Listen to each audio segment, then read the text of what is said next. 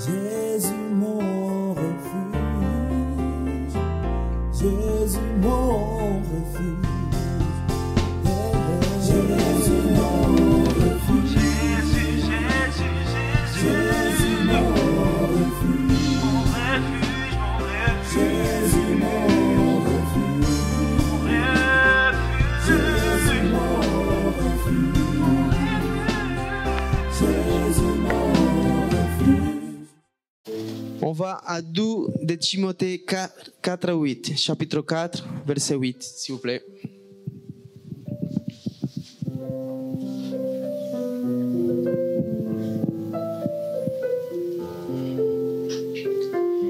Désormais, la couronne de justice m'est réservée. Le Seigneur, le juste juge, me la donnera dans ces jours-là. Et non seulement à moi, mais encore à tous ceux qui auront aimé son événement. Amen. Dis à celui qui est à côté de toi, la couronne de justice t'est réservée. On va à Jean 19, du 2, chapitre 19, versets 2 et 3. Et dit, les soldats tresseront une couronne d'épines qu'ils posent sur sa tête, et ils revêtirent d'un manteau de pourpre, puis s'approchant de lui, ils disent, salut, roi des Juifs, et ils lui donnent des soufflets. Amen. Le thème d'aujourd'hui s'appelle « Il a changé ma couronne ». Alléluia. Dans la parole de Dieu, il y a 2 sacrifices. Un qui a fait Caïn et l'autre qui a fait Abel. Les deux, ils sont ramenés. Un, il a ramené son meilleur fruit. Et l'autre, il a ramené sa meilleure brebis, la plus grasse, la meilleure, la plus belle. Mais il y a un sacrifice, une offrande qui a été reçue et pas l'autre. Mais pour autant, les 2 personnes, ils ont ramené cette offrande. Un, il a ramené son meilleur fruit, Caïn. Mais l'autre, il a ramené sa brebis, la meilleure, la plus belle. Amen. Caïn, quand il a vu que Dieu n'a pas reçu son offrande, il était irrité, il était jaloux d'Abel. Et vraiment, quand on voit les choses, on dit peut-être que Dieu il est injuste. Pourquoi il n'a pas reçu cette offrande de Caïn?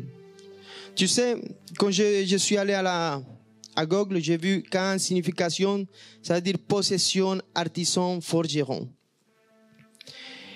Et vraiment, quand on fait une offrande à Dieu, il faut qu'on la fasse vraiment dans le dessein de Dieu, par rapport à la parole de Dieu. Beaucoup d'entre nous se disent, pourquoi je fais de mon mieux et Dieu ne me voit pas? Pourquoi je fais ci, je fais ça et Dieu ne voit pas mon cœur? Tu sais, l'offrande de Caïn, c'est cette offrande qui n'est pas dans le dessein de Dieu. Abel, il a donné son veau, son grain. Lui, il savait comment Dieu, il aimait qu'on l'adore. Et lui, il savait comment Dieu, il aimait qu'on l'adore. Parce que Adam et Ève, ils ont vécu avec le Seigneur, avec Dieu. Mais Abel, il a fait selon lui. Et beaucoup d'entre nous, nous font selon nous. Ah, je fais du bien, je fais le bien. Je vais à l'église et je fais le bien. Mais tu ne connais pas les désirs de Dieu. Tu ne connais pas sa parole. Et tu ne sais pas l'adorer vraiment comme il faut. Tu sais, le nom Caïn, ça veut dire possession.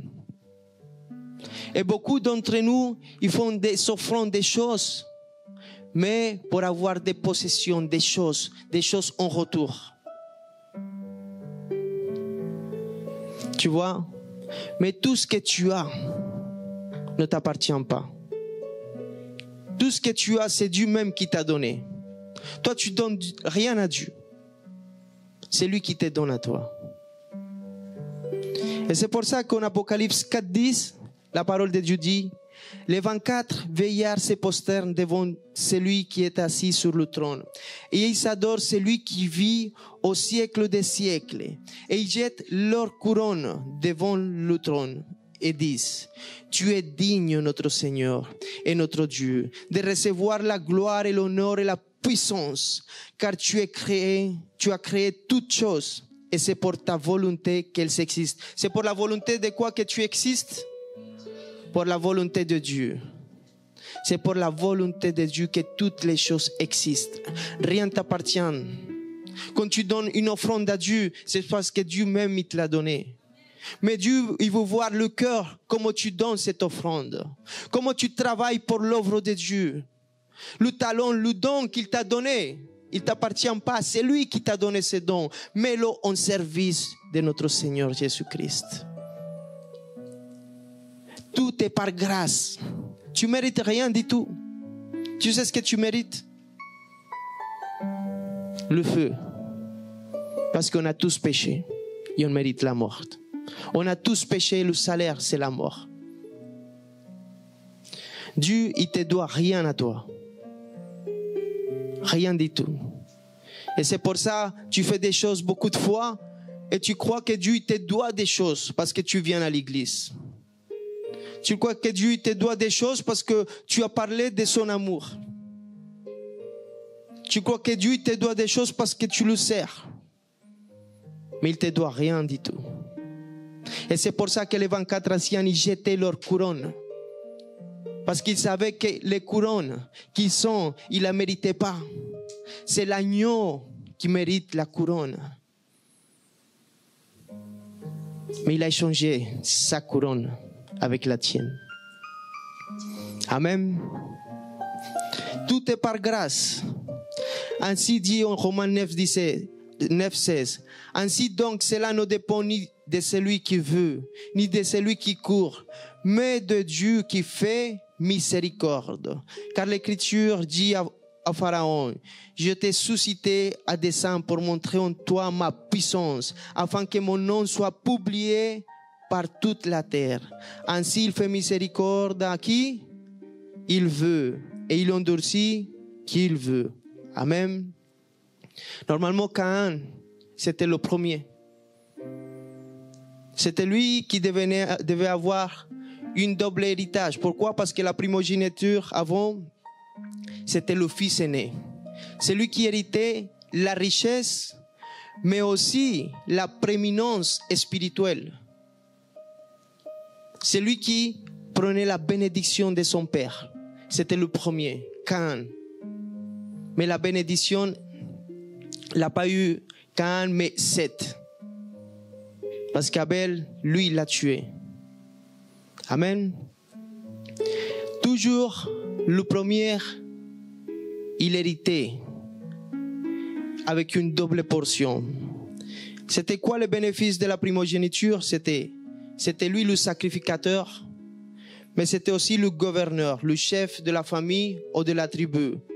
Il avait aussi un double héritage. Caïn, il était jaloux de son frère. Parce que lui, il a fait selon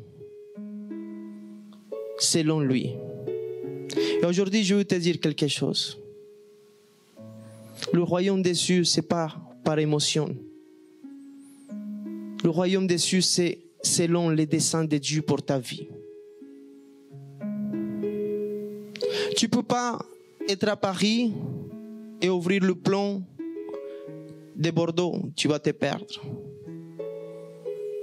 Tu dois être dans le dessein de Dieu. Marche selon le dessein de Dieu.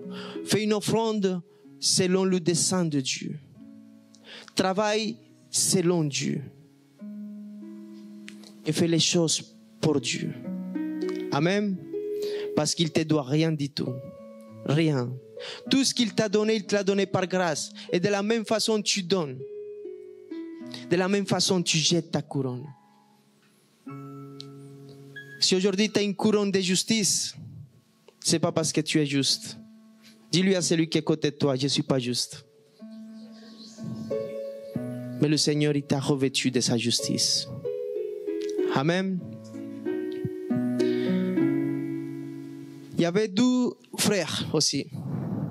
Un qui s'appelle Jacob et l'autre il s'appelle Esaü. C'était qui le premier? Esaü. Mais Esaü, il a vendu quoi? Sa primogéniture. Pourquoi? Pour un plat de lentilles. Esaü, c'était un chasseur. Mais son frère, c'était quelqu'un qui restait toujours à la maison.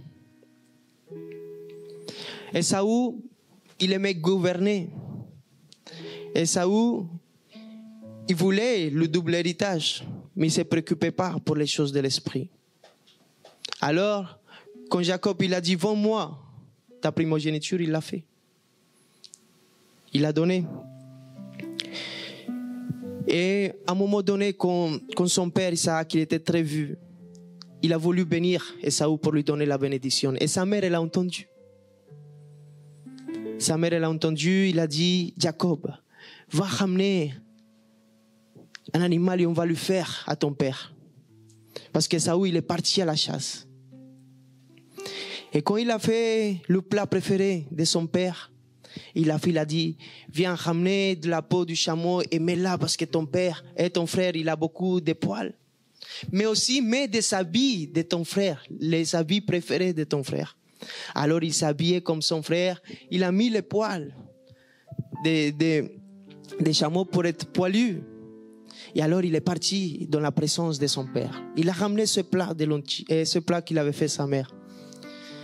Et là il a dit, tu es qui? Et Jacob il a dit, c'est moi Esaü. Il a dit, ah oui, viens je te touche. Il a touché, ah oui, t'es poilu comme Esaü, mais t'as la voix de Jacob. Il a dit, viens, fais-moi un bisou. En Genèse 27 dit, Jacob s'approcha et le baisa. Et Isaac sentit l'odeur de ses vêtements. Puis il le bénit et dit, voici l'odeur de mon fils est comme l'odeur d'un champ que l'Éternel a béni. Amen. Je veux te dire quelque chose ce soir. Grâce à notre Seigneur Jésus-Christ, tu as eu une bénédiction.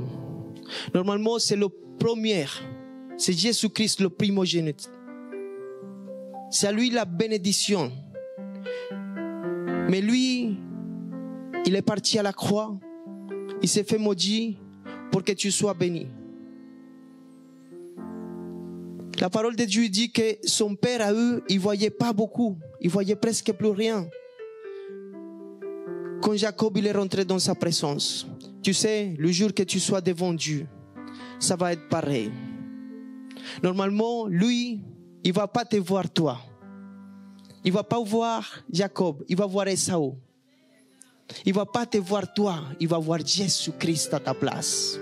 Tu sais, il va pas te voir, mais il va sentir le sang de l'agneau. Il a senti les vêtements d'Esaü qui portait Jacob. De la même façon comme il t'a rhabillé, Jésus-Christ à toi, avec une robe blanche qui a été lavée par le sang de l'agneau. Ceux qui sont dans l'Apocalypse, qui ont été lavés les vêtements par le sang de l'agneau. De la même façon, quand tu sois dans la présence de l'Éternel, l'Éternel, il ne va pas voir ta tête. Il ne va pas voir Jacob, mais il va sentir Esaü. Il va sentir le sang de l'agneau qui te couvre. C'est pour ça que lui, primogénite, la primogéniture, le premier-né, il ne reçoit pas la bénédiction. Ça, c'était quelque chose qui était en train, la parole de Dieu nous parlait à chacun. De que Dieu, Jésus-Christ qui est innocent, il n'allait pas avoir la bénédiction, mais il allait être crucifié. Il allait porter la couronne que tu devais porter. Cette couronne d'épines et de chardons. Et c'est pour ça qu'Esaü, il n'a pas eu la bénédiction, mais c'était Jacob. Parce qu'à travers de ce qu'il a porté ta couronne, celle que tu devais porter, le jour que tu sois dans la présence de Dieu, tu rentres. Dieu ne va pas te voir toi, un coupable, un pécheur. Il ne va pas voir tous tes péchés que tu as commis dans ta vie. Il Il ne va pas les voir. Pourquoi? Parce qu'il verra seulement cette odeur dans la robe qui a été lavée par le sang de l'agneau. Jacob y portait les vêtements de Saül, les vêtements préférés. Tu ne porteras pas les vêtements de Saül, mais tu porteras une robe blanche lavée par le sang de l'agneau. Qui vous clame Jésus-Christ là ce soir, qui le clame? Parce qu'il a été digne de te sauver. Il s'est présenté à ta place et tu veux juste le louer comme ça. Loue-le avec toute ta force. Il est digne que tu t'élèves et que tu le loues ce soir. Vas-y, acclame-le plus fort pour ce qu'il a fait. Il t'a rhabillé d'un nouvel vêtement. Il t'a rhabillé. Et Dieu, il ne sentira pas ton péché. Il ne sentira pas ce que tu as fait. Mais il sentira le sang de l'agneau imprégné en toi. C'est lui qui te couvre ce soir. C'est lui qui t'a rendu justice. Celui qui t'a fait digne d'être devant de Dieu. C'est le sang de l'agneau. Mais c'est pas toi. C'est pour ça ce soir, il faut que tu jettes ta couronne à le pied de l'agneau. C'est lui qui t'a sauvé. Jette ta couronne ce soir. Et dis-lui là, merci. Parce que tu as changé ma couronne. Asseyez-vous. On va à Genèse 48, 13 jusqu'à le 20. Alléluia. Puis Joseph les prit tous deux. Là, il nous parle quand tous les frères de Joseph, ils rentrent en Égypte avec son père. Il vient en Égypte. Joseph, il était le 12e homme d'Égypte, le plus riche. Et il lui dit au pharaon, ma famille, elle vient de rentrer. Il lui dit, prends la meilleure terre pour eux. Et le peuple d'Israël s'installe. La descendance s'installe là. La descendance d'Israël. Et vient, et au 48 dit, puis Joseph les prit tous deux. Ephraïm de sa main droite à la gauche d'Israël, Israël, Jacob. Et Manassé de sa main gauche à la droite d'Israël. Ça veut dire Manassé à la droite d'Israël, Ephraïm à la gauche. Et il les fit approcher de lui. Israël étendit sa main droite et la pose sur la tête d'Ephraïm qui était le plus jeune. Et il pose sa main gauche sur la tête de Manassé. Ce fut avec intention qu'il posa ses mains ainsi, car Manassé était le premier-né. Il bénit Joseph et dit, que le Dieu en présence duquel ont marché mes pères, Abraham et Isaac, que le Dieu qui m'a conduit depuis que j'existe jusqu'à ce jour, que l'ange qui m'a délivré de tout mal bénisse ses enfants. Qu'ils soient appelés de mon nom et du nom de mes pères, Abraham et Isaac. Et qu'ils se multiplient en abondance au milieu du pays. Joseph vit avec plaisir que son père posait sa main droite sur la tête d'Ephraïm. Elle saisit la main de son père pour la détourner dessus de la tête d'Ephraïm et la diriger sur celle de Manassé.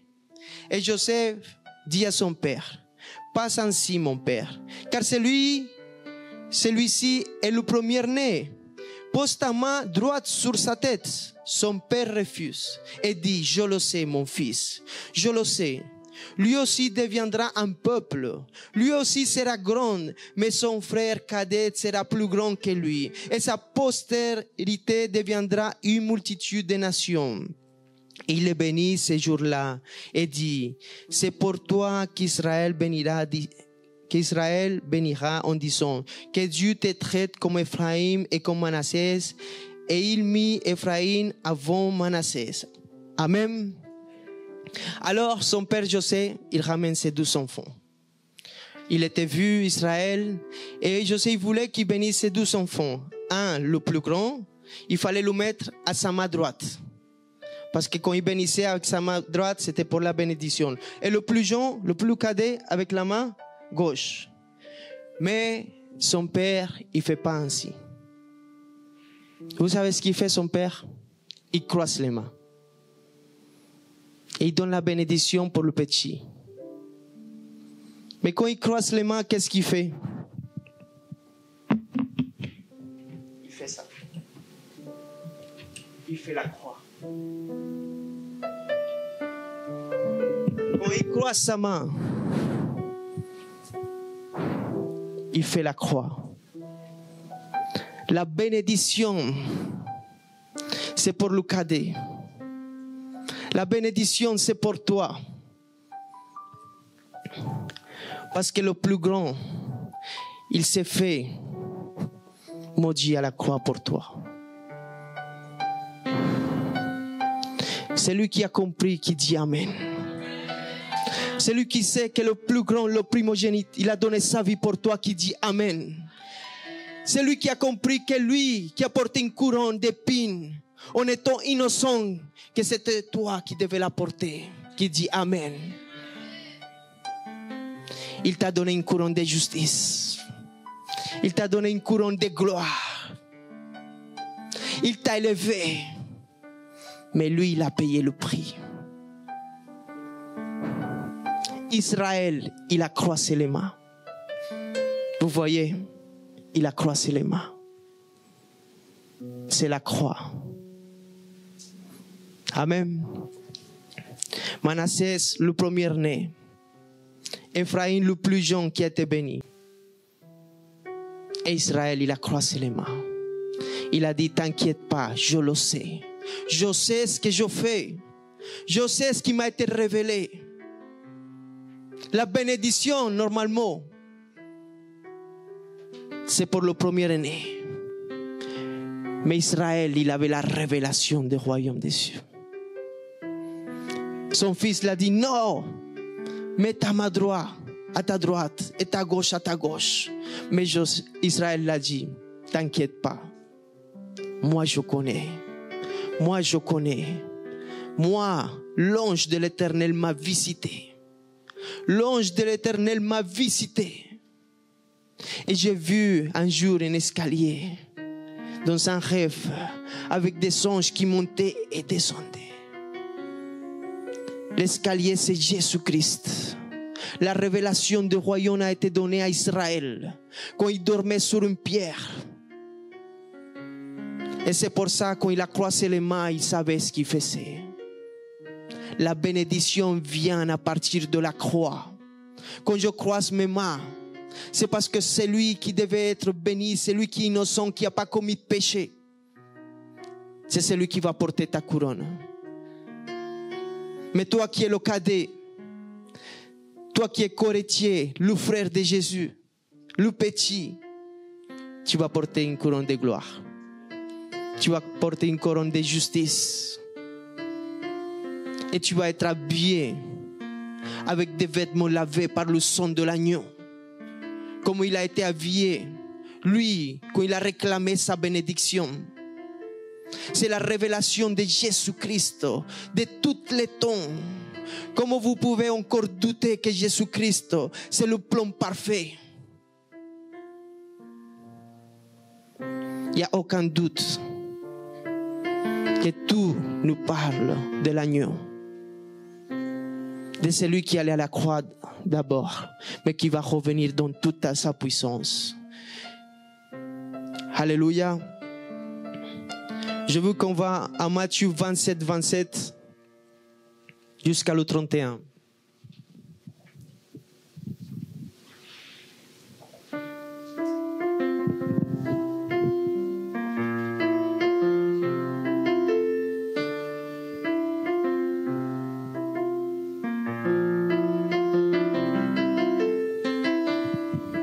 Et je veux que toi, tu vois dans ton cœur ce qu'il arrive à Jésus.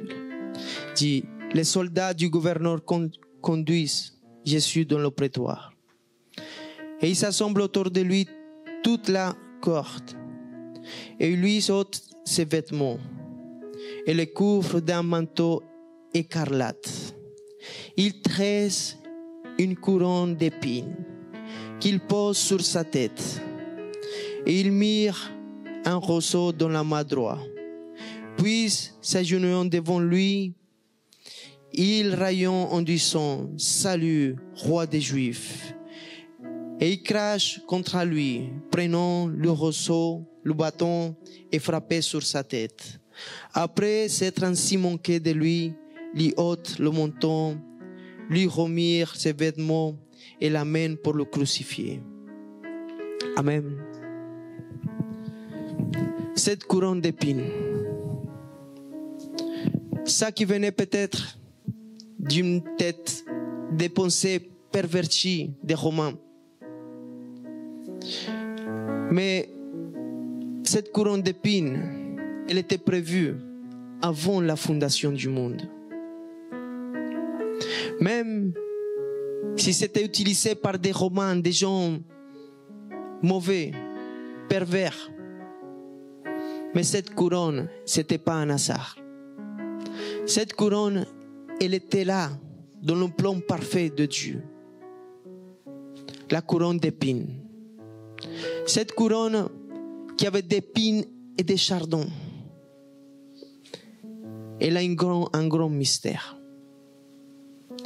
Et cette couronne représente la malédiction. Et c'est pour ça que je veux aller avec vous à Genèse 3, 17 jusqu'à 19.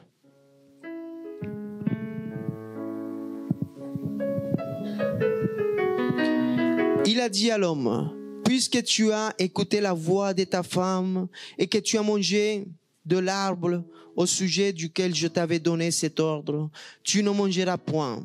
Le sol sera maudit à cause de toi. C'est à force de peine que tu tireras ta nourriture tous les jours de ta vie. Il te produira de quoi? Des épines et des ronces, et tu mangeras de l'herbe des champs. C'est à la sueur de ton visage que tu mangeras du pain jusqu'à ce que tu retournes dans la terre. D'où tu as été pris, car tu es poussière et tu retourneras dans la poussière. Amen. La couronne d'épines représente la malédiction. Cette malédiction que beaucoup d'entre nous on porte. Parce que là où on va travailler, il y a des épines. Même des fois quand on dort, il y a des épines. Quand tu vas quelque part, tu trouves des épines. Maintenant, tu travailles plus dans le champ. Mais les gens qui travaillaient dans le champ pour prendre les fruits, ils se faisaient mal. Mais aujourd'hui, tu travailles, je ne sais pas où. Mais il y a des épines aussi. Parce qu'il y a des contretemps, il y a des choses qui ne vont pas bien, il y a des désaccords, il y a des choses. C'est les épines à cause de la malédiction. Des fois, tu n'arrives pas à dormir bien. Toutes ces choses-là, elles sont venues à cause de quoi? Du péché, de la désobéissance d'Adam et Ève. Les épines. Avant, quand tu voyais une fleur, une rose, elle n'avait pas d'épines. Les épines, jusqu'à là, n'existaient pas. Mais à cause du péché, à cause de la malédiction qu'il y a eu à cause de la désobéissance, les épines et les chardons sont venus. C'est pour ça que la couronne de Jésus-Christ, ce n'était pas un hasard. Cette couronne qu'ils l'ont mis ce jour-là et qu'ils l'ont frappé avec un bâton qu'ils l'ont mis et après ils l'ont tapé, ce n'était pas un hasard. C'était des épines assez longues qui sont pénétrées sa tête. Et quand sa tête elle a été pénétrée par les épines, il y a des sons, le sang, il a descendu jusqu'à qu'il a touché la terre. Et tout celui qui accepte le sang de Christ dans sa vie, à partir d'aujourd'hui, toute malédiction des épines, elle est brisée dans ta vie. On déclare dans notre vie que Jésus-Christ, il a porté cette couronne d'épines. Et que le sang qui a descendu de sa tête, elle a touché cette terre qui elle était maudite. Et la terre, elle est plus maudite.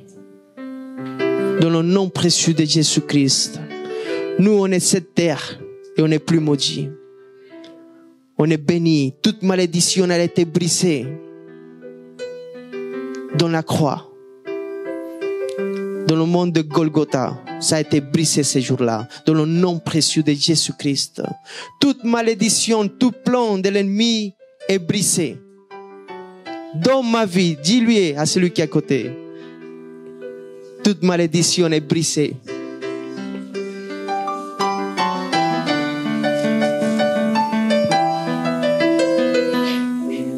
On va à 2 Corinthiens 5, 21.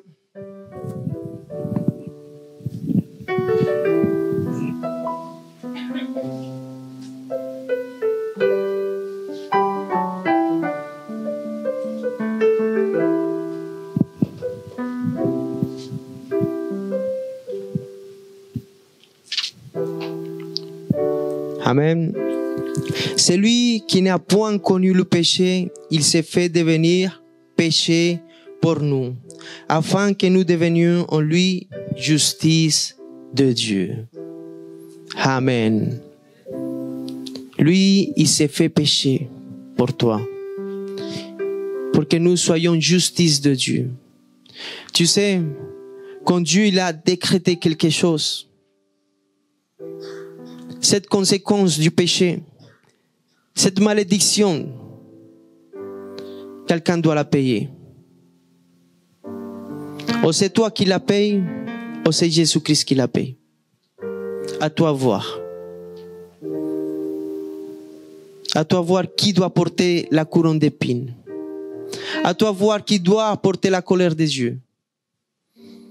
Et je pense que tout celui qui est là aujourd'hui, et celui qui n'a pas encore donné sa vie à Jésus-Christ, je pense que c'est le moment de prendre la décision ce soir. Une décision radicale, ferme. Que rien ne te bouge. Ni à droite, ni à gauche. Qu'en toi, il n'y a pas cette variation, cette bipolarité. Mais prends cette décision de suivre Jésus-Christ aujourd'hui. Avec tout ton cœur. Avec toute ton âme, avec toute ta force. Aime le Seigneur. Parce qu'il n'y a que lui qui peut payer ce prix. Le prix de la croix. Si tu as péché, si tu as commis des erreurs, t'inquiète pas. Aujourd'hui, sa miséricorde s'est renouvelée. Repends-toi et donne-lui le meilleur pour celui qui a payé ton prix, qui a porté ta couronne. Il a échangé sa couronne de roi pour te la donner à toi, pour que tu aies l'accès à la vie éternelle. Lui, il n'a pas porté une couronne avec des diamants, des rubis, des émeraudes, mais avec des gouttes de sang qui coulaient de son front. C'est la couronne qu'il a portée pour ta vie. Aujourd'hui, c'est une nouvelle opportunité pour que tu te repentes et que tu suives le véritable chemin. Je sais que des fois tu dois te dire, c'est pas facile. Comment je fais? Mais écoute, certains me disent, j'arrive pas à faire ça, j'arrive pas à faire ça. Moi aujourd'hui, je veux que tu te mets à la place de Jésus. Et que ce péché que tu n'arrives pas à arrêter, peut-être l'alcool, je ne sais pas ce que tu n'arrives pas à arrêter. Mais aujourd'hui, les Romains vont venir chez toi, ce soir. Et ils vont te porter au prétoire. Est-ce que tu arrêtes l'alcool? Ils vont te ramener au prétoire. Ils vont mettre une couronne d'épines. Et ils vont te monter dans une croix. Jusqu'à que tout ton sang se déverse. Est-ce que tu peux arrêter ton péché? Mais comme lui, il a tout fait, alors tu n'arrives pas à prendre la décision. Parce que tu es tranquille. Lui, il a tout fait. Mais lui, il veut vraiment que tu prennes aujourd'hui la décision de prendre le chemin qui est étroit, pas celui qui est large. Il n'y a qu'un seul chemin, un seul chemin qui amène à Dieu. Et si tu es pas sur ce chemin, tu es dans un autre chemin qui c'est pas le bon. C'est si simple que ça. Il va te donner une couronne de justice, la couronne de gloire. Mais fais ta part aussi. Fais ta part aujourd'hui. Ta part, c'est juste désirer de ton cœur ces changements. Désirer tous les jours dès que tu te lèves, que ce soit le Saint-Esprit qui mène tous tes pas, tes projets. Dis-lui, j'arrive pas, mais aujourd'hui, c'est un nouvel jour en sainteté. Qui veut être en sanctification ici ce soir? Pour la gloire de l'Éternel. Lève ta main et dis, c'est pas avec ma force que je serai saint. Je suis un pécheur et je mérite la couronne d'épines. Mais toi, Esprit Saint de Dieu, c'est toi qui amènes à la sanctification. C'est toi qui connais les désirs de l'Éternel. Révèle à moi. Je veux marcher selon les voies qui amènent à toi, Papa. Je veux que tu sois mon plus grand désir. Parce que tu as fait tout pour moi. Dis-lui là, merci. Parce que tu as échangé ma couronne. Tu as échangé mes habits. Et comme Jacob, il a échangé ses habits. Et il a mis les habits d'Ésaü. De la même façon, merci Seigneur. Parce que tu m'as habillé d'une robe blanche. Même si mon péché il était rouge comme le carmési. Aujourd'hui, ma robe elle est blanche et lavée par le sang de l'agneau. Alléluia. Acclamons le Seigneur Jésus-Christ.